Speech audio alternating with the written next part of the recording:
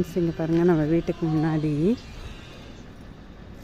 மயில் மாணிக்கம் கொண்டாந்து வச்சேன், விதை போட்டேன். அது பாருங்க அழகாக வளர்ந்து பூத்துருக்கு.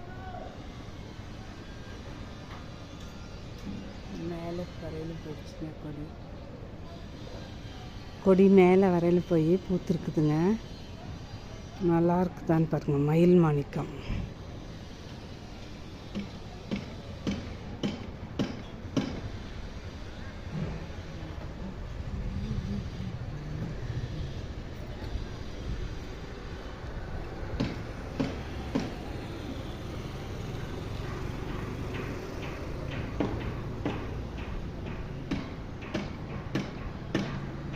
Okay friends, thanks for watching.